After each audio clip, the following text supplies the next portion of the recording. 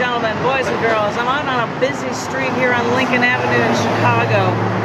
No longer my haunting grounds, my stomping grounds, but coming here I found out that the poetry open mic that I took over, that was once run by Charlie Newman and originated from David Rubin,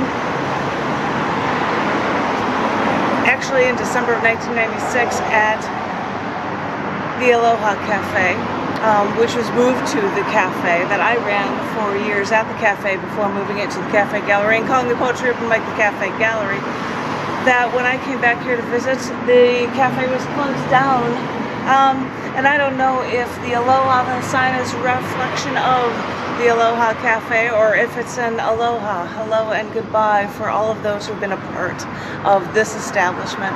It breaks my heart to see it. It pulls on my heartstrings, and in honor of that I wanted to read one poem for you guys in honor of the Tuesday night poetry readings that I would do there, that I would often start by reading material from Scars Publications poetry books. And I was going to read with you the last poem from the Down in the Dirt magazine, August 2021, volume 186 poetry and prose collection book that is titled Three Things, which has Queen Anne's lace on it, which is all over the place in Chicago right now, even in September.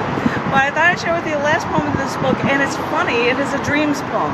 David Rubin, who started this open mic, often would read poetry that was based on dreams that he had, and I started doing this because of him, the man who started this open mic that ended up at this establishment. So, in honor of that, for you guys, I will share one poem, the absolute last poem in this Down in the Dirt issue collection book, titled Exactly Where She Belonged, Dreams, 2/29/20. Was I near the Antarctic Circle? Was I near Greenland? I don't know.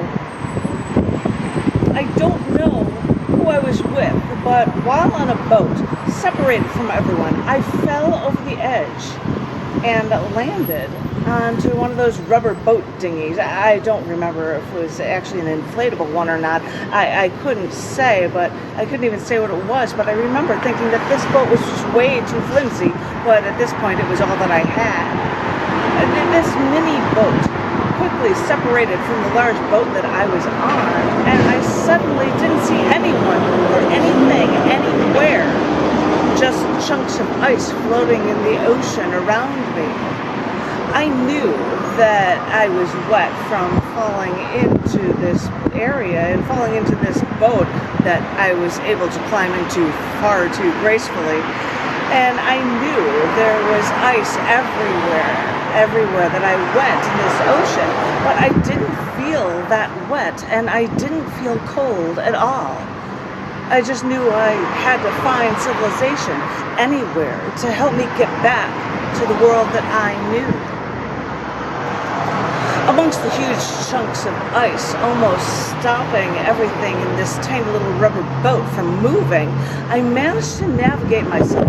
I didn't have any oars, and I don't remember if I used my hands, to what looked like a massive block of floating ice that I couldn't see me land anywhere, and it seemed like it was a harbor, almost a pavilion in the middle of nothingness.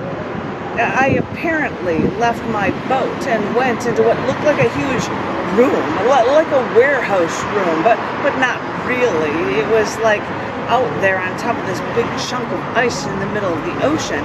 But people were milling around there like it was some giant bar of some sort, or like they were all getting together at some convention center. I looked around until I saw a woman who reminded me of a high school acquaintance, a woman I did work with back in the day, and I was friendly with then. So maybe I felt more comfortable actually talking to her. She seemed totally relaxed there, like this warehouse room on this ice harbor was exactly where she belonged. And I kept saying that I had fallen off of my boat and I needed to get a hold of the people on that boat so they might be able to find me. And this is when I pulled out my cell phone. My cell phone. And this is when I pulled out my cell phone out of my pocket. Don't ask me why it was still working and why it wasn't waterlogged or frozen. But I was sitting there looking at it, thinking of texting someone out there. And that's when I realized, wait a minute, we don't get reception there. They're not going to be able to get a text from me. But I had to do something, I thought. And so I thought maybe I could send out a bulk email to everyone I knew who was on the boat. And maybe somehow soon one of them might be able to access email and be able to see my message. I didn't even know the contact information or email the people who ran this boat that we were even on in the first place. So then I just tried to think of their names of these people that I was with, and then I tried to remember their email addresses. But then my hands were so cold that I was unable to dial anything, and I was too scared, and I couldn't even type a thing. These are the crazy dreams a person can have.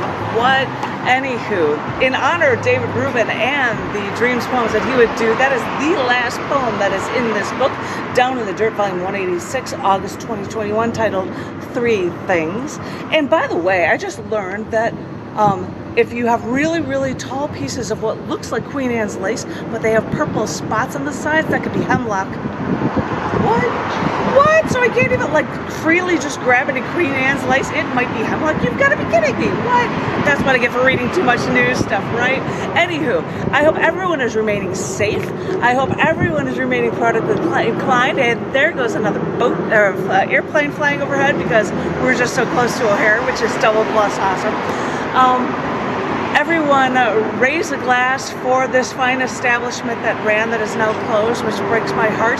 I hope everyone stays strong, stays politically inclined, and know that you're loved. And I will be talking to each and one of you very, very soon. Thank you all so very much. Thank you.